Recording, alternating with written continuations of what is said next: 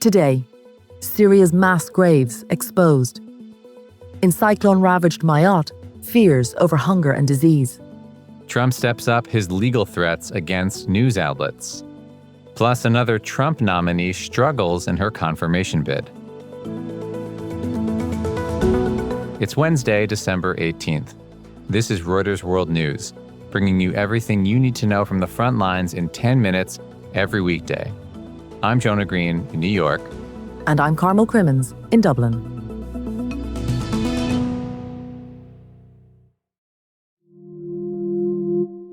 Evidence emerging from mass grave sites in Syria is exposing a state-run machinery of death under toppled leader Bashar al-Assad. That's according to an international war crimes prosecutor.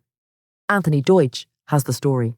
We visited a couple of sites in Syria, colleagues of mine in Syria, and what they saw and what they heard from witnesses was a large-scale or two large-scale mass graves where hundreds and likely thousands and possibly even more of bodies were buried over a period of years during the Civil War. And what's new about this is that while we knew that there were widespread atrocities, and there were some witnesses who came out in past years who talked about it, but what's new now and has surprised many, and also many in Syria itself, is the scale and the organization that was involved. And we spoke to a leading international prosecutor, Stephen Rapp, who visited two of these sites. And he described the scale of it and the organization and how, and neighbors told us that they had seen refrigeration trucks coming out to these sites several times a week, carrying hundreds of bodies that were buried in deep trenches dug with bulldozers. So Stephen Rapp, he said that he is convinced that there were at least 100,000 bodies buried, possibly at just two sites alone. And what's going to be important now is that all these sites are protected and preserved so that that information can be dug up literally by prosecutors who are going to try to build cases against those who were responsible.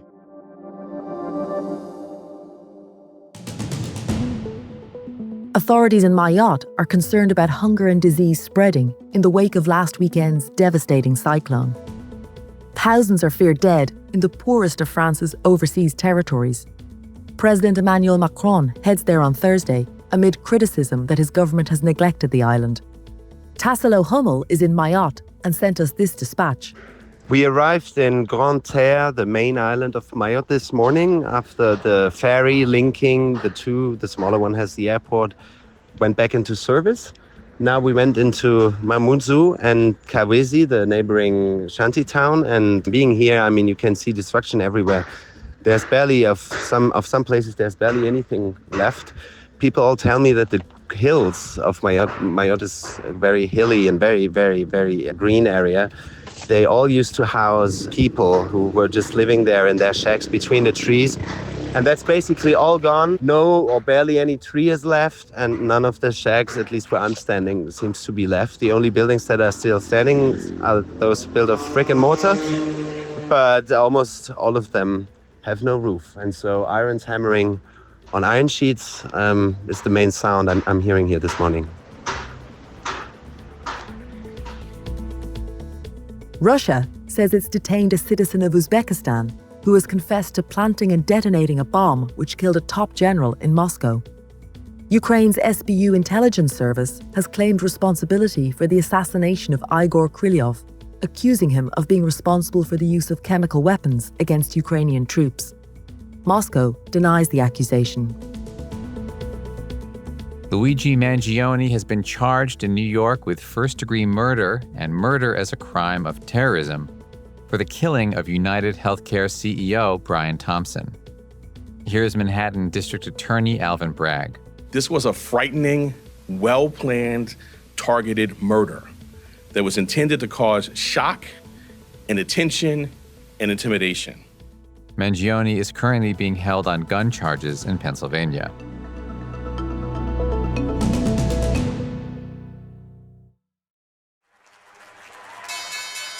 It's a big day in the auto sector. Honda and Nissan are in talks about a possible merger as a way of competing against Tesla and Chinese rivals. The two firms had already forged a strategic partnership back in March, but Nissan's deepening financial and strategic trouble has upped the ante. Honda is 4 times bigger than Nissan, and a tie-up would create the world's third largest auto group by vehicle sales, after Toyota and Volkswagen. Shares of Nissan closed nearly 24% higher on the news, while shares of Honda declined 3%. President-elect Donald Trump has filed a lawsuit against the Des Moines Register newspaper and its top pollster. The lawsuit filed Monday night seeks, quote, accountability for brazen election interference over its poll published in early November that showed Kamala Harris leading Trump by 13 points in Iowa. And in my opinion, it was fraud and it was election interference. Earlier this week, ABC News agreed to give $15 million to Trump's presidential library to settle a lawsuit over comments that anchor George Stephanopoulos made on air. Trump in recent days has stepped up his legal threats against news outlets and said he would also consider suing social media influencers and others for defamation. Legal reporter Jack Queen is in New York. Jack, suing a pollster for a bad poll is unusual, if not unheard of. Does this case have any merit? It is unusual. And, he's also suing Gannett, the parent company of the paper. Mm-hmm. And the experts I've talked to mostly think this probably isn't going to go anywhere. I mean, just initially based off the allegations they're leveling that the pollster, J.N. Seltzer, intentionally revised the numbers downward with the expressed intention of hurting Trump's chances. I mean, that's be a really difficult thing to prove.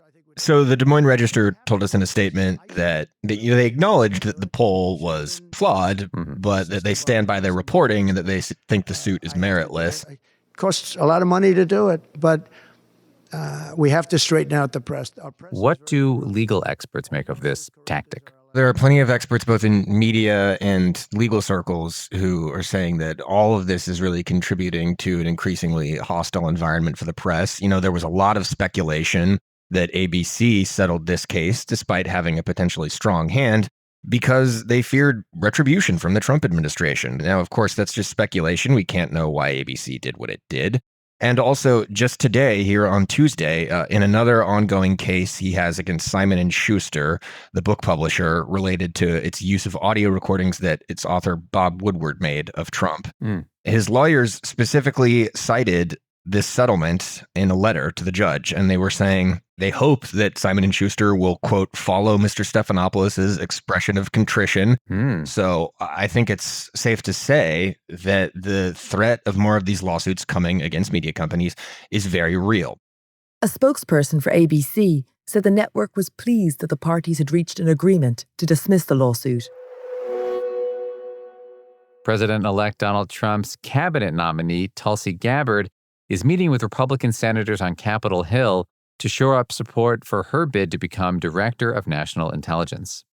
And while no Republican has publicly opposed her nomination, sources tell Reuters that behind closed doors, some are sending mixed signals about voting to confirm the former Democrat.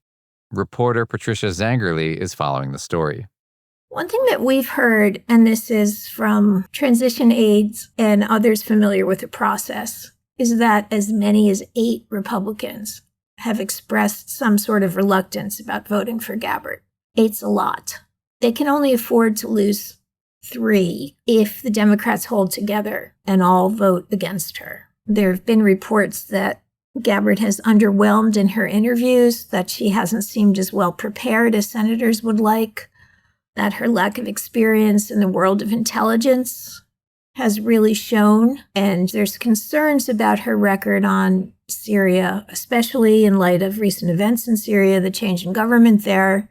And she has been plagued persistently with talk that she is too close to Russia, which she, of course, has denied. In a statement, Trump transition spokesperson Alexa Henning noted that no Republican senator has publicly said they would vote against Gabbard.